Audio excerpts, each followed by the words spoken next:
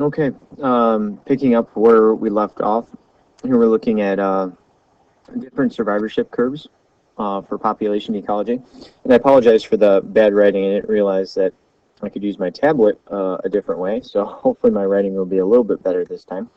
So we're going to move on to some of the trade-offs that species can see in populations. So one of the big things is if a species were to reproduce quickly and they make lots of babies, they can make lots of babies.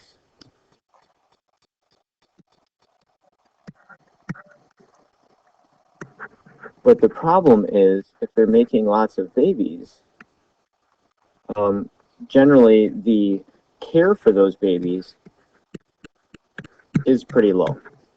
Okay, think about it. If an insect, for example, had a clutch of 1,000 eggs, and all of them make it to their larval state, the parents aren't going to be able to have enough resources to be able to care for all those thousands of babies.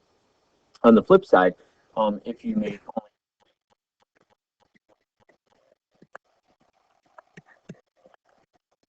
then you can give a lot more care, right? So the trade-off here is, if you make lots of babies and you have little care, the chances of these babies making it to adulthood are going to be fairly low. But you have so many that some of those are going to make it.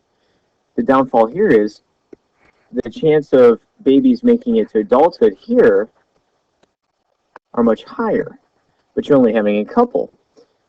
But if some of them were to die, like let's say you had elephant, and they had one baby or two babies, and one of the babies gets sick, well, then you only have one of the two babies passing on your genes into the next generation, so your fitness level is fairly low. So there's quite a bit of a trade-off.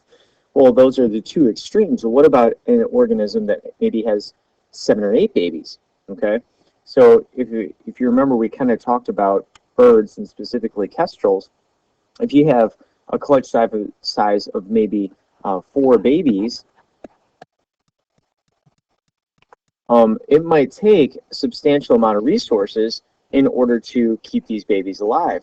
So if you're using a lot of your resources, then your fitness level goes down, right? The ability to feed yourself. If you die, then all the babies die. So there's really a trade-off between being able to help your babies and be able to help yourself, right? So the more babies you have, the more of your resources need to go to those babies. So if you have a small amount of clutch, you can provide a lot of resources to those babies, and those babies could possibly survive. But if you have too many babies, then a lot of your resources go to the babies, and your ability to survive goes down. So there's really that trade-off between the two. And so that concludes the trade-off portion, which leads us nicely into K-selected versus R-selected populations. Um, with R-selected, we're talking about where we're going to make lots of babies, and we're going to have very little care for those babies, right? So we're talking about survivorship curve. If you remember back, number 3. Okay, we're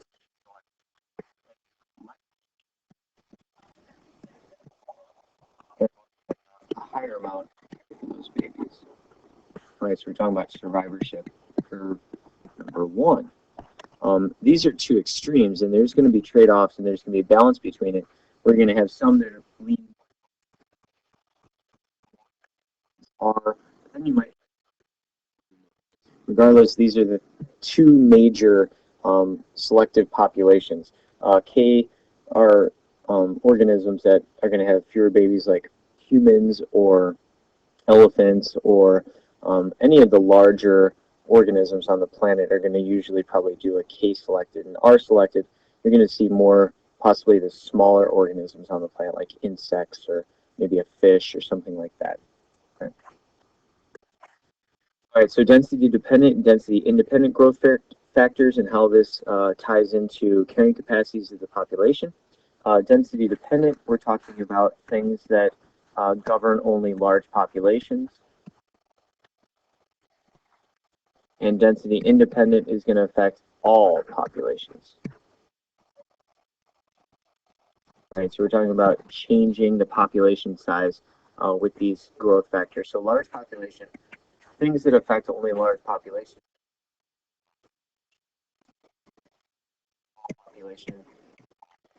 A predator is going to have a smaller effect on the mice population. So if there's only 10 mice in a gigantic field, one hawk is really not going to make a dent in that population. But if you've got hundreds and thousands of mice in that field, a hawk can pick off a heck of a lot more. Disease, because disease, a majority of pathogenic diseases require close proximity to be able to spread from one species to the next. So you're only going to really see that disease component there.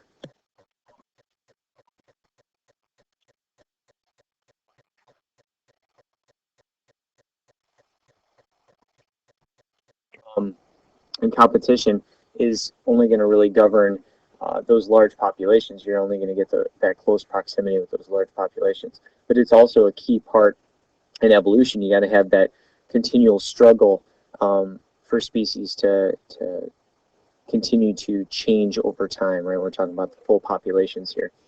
You also have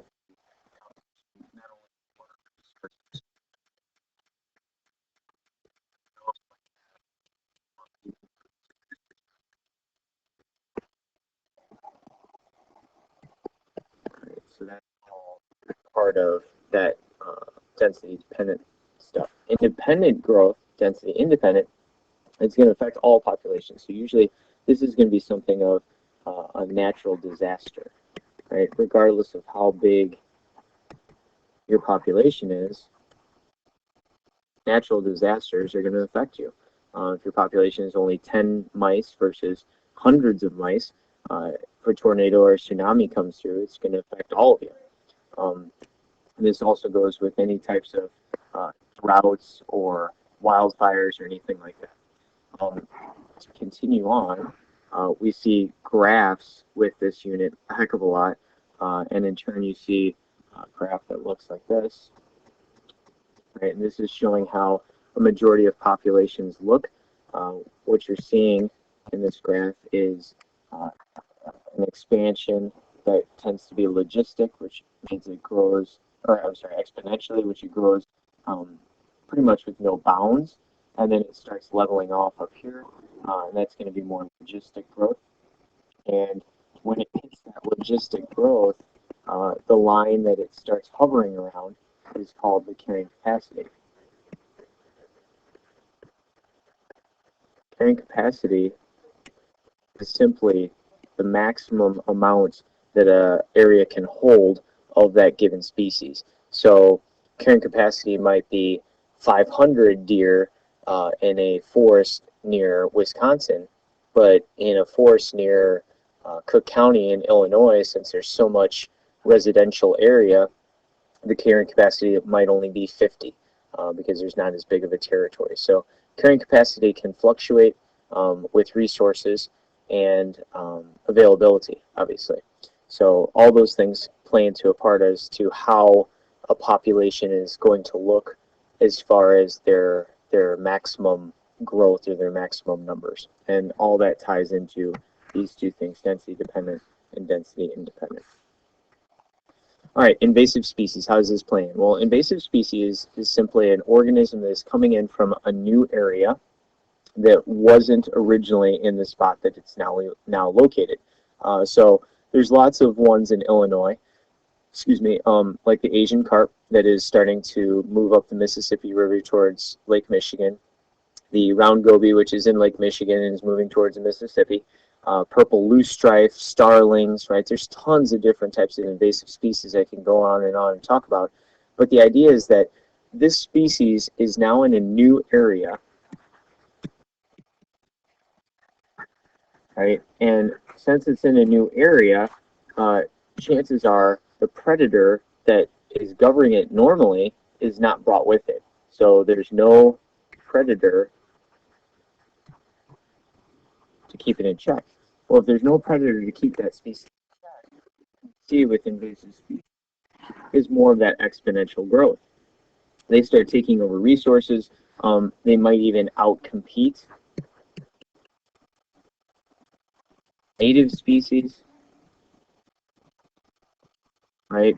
They might occupy similar niches of native species. If they occupy similar niches, well, then we have that competitive exclusion principle that starts getting violated. No two species can occupy the same niche.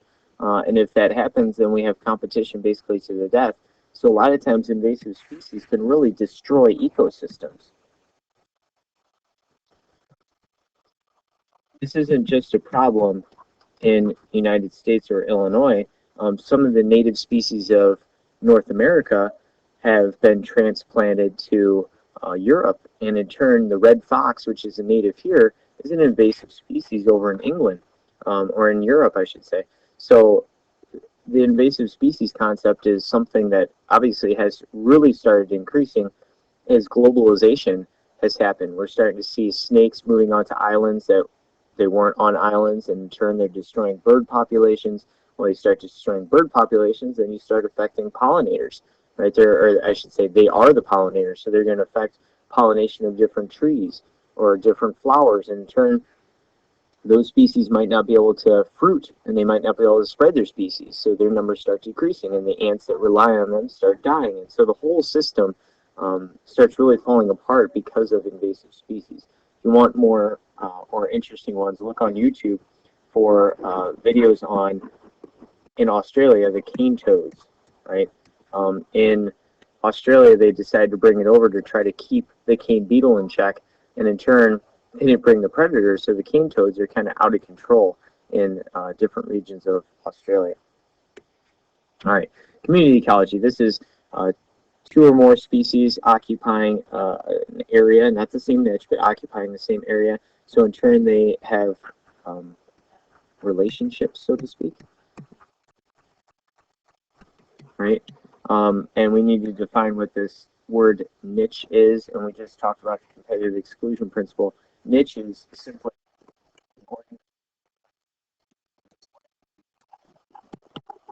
and how they do it, where they live,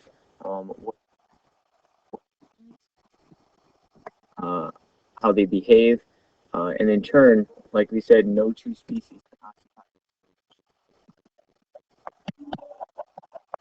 occupy. If we do see two species occupying, two species can, I'm talking right at the same time apparently, occupy the same niche.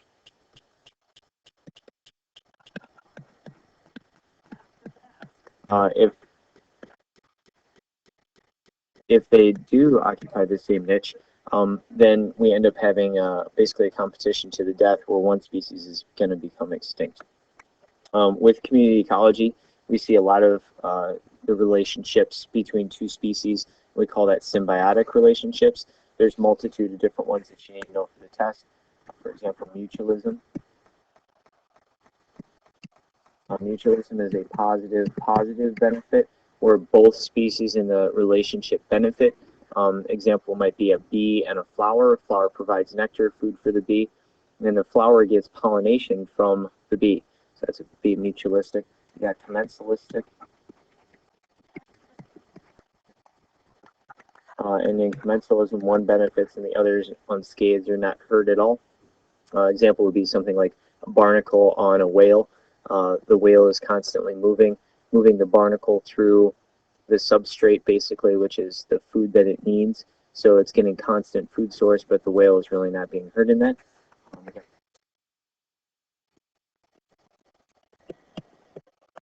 One benefits and the other is harmed. Example of this would be like the wasps we were talking about that lay their eggs in caterpillars. Their eggs develop and grow out of the caterpillar, killing the caterpillar, so it's not so good, right? You got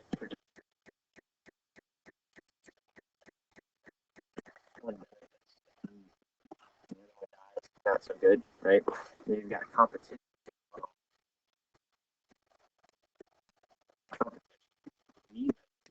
benefit. And the reason is competition wastes resources. As far as it takes a lot of energy to fight.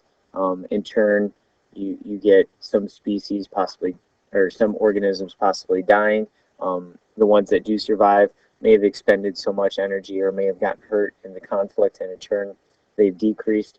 But I guess in the grand picture, if they're competing for something, it might be a positive. So it's kind of debated as to where you're looking. Are you talking about right now?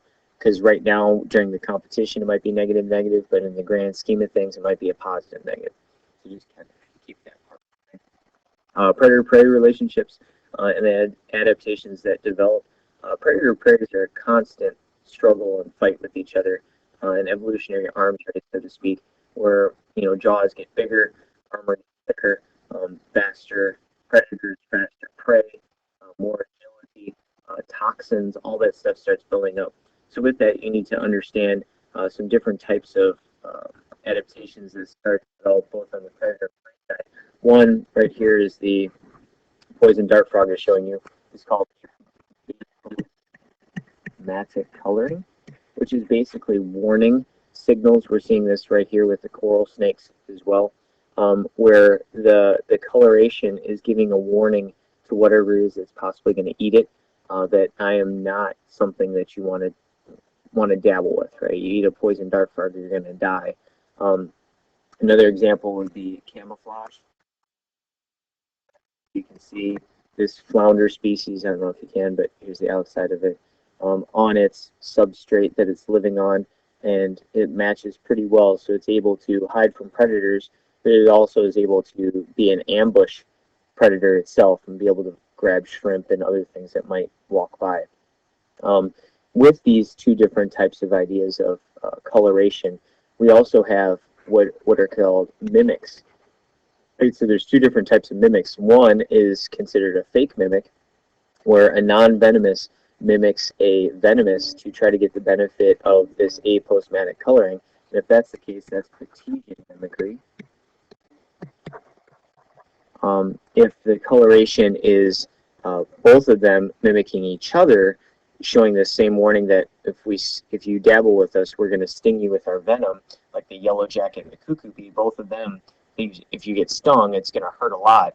But both are conveying the same symbol or same idea that this yellow on black is dangerous. Don't dabble with them, and that's malarian. All right, the best way I like to think of remembering these, because these often get confused by students, is Patagian.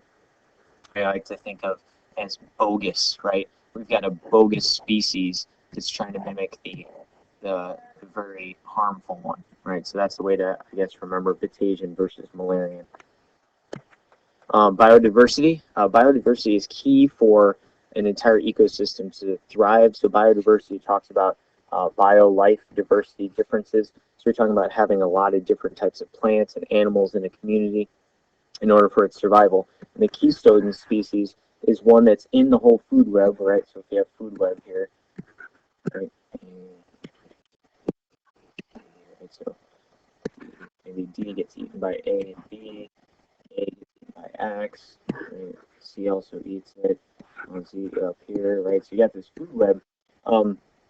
Keystone species is a species that we see, like the gray wolf here, that is so vital for that ecosystem that the removal of it really throws the whole food web out of balance. We've seen this in Yellowstone, where obviously people are scared of wolves, right? They have teeth, they're fast, they can kill, and because of that, in the past, the wolves that would get weak would go after livestock that lived around Yellowstone. So obviously farmers don't like that because their livestock is their livelihood and their money. So they started shooting the wolves, and they allowed a lot of wolf shootings, and the wolf population decreased dramatically. Well, wolf hunts in pack, and they take down elk, right? If you take down elk, then you're keeping their population in check. So without the wolves, the elk population started not being checked on here, and it started going through the roof.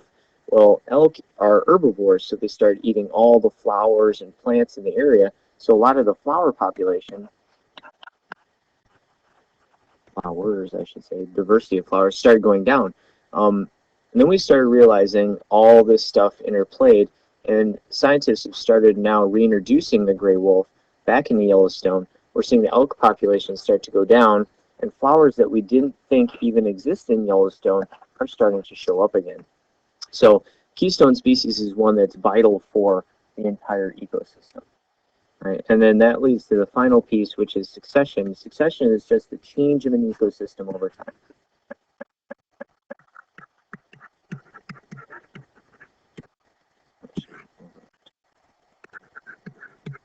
Okay? So changing the ecosystem over time. And there's two different types of succession, primary and secondary. Primary, we're talking about a barren area starting life anew, right? So it'd be something like on a volcano erupts and lava is cools, a volcanic island would see primary succession first, and then after that we start seeing secondary succession. And secondary succession happens more often where you get a clearing out, maybe because of a fire. We get a lot of species cleared out. We start back basically down at the ground, and then the grasses start coming in. The grasses will yield the shrubs, and then the shrubs start to the trees. We start seeing the ecosystem change over again. So secondary is more common, but obviously we see primary all the time. And that's succession, and that is pretty much the entire ecology unit. I hope this helped a little bit. Let me know if you have any other questions.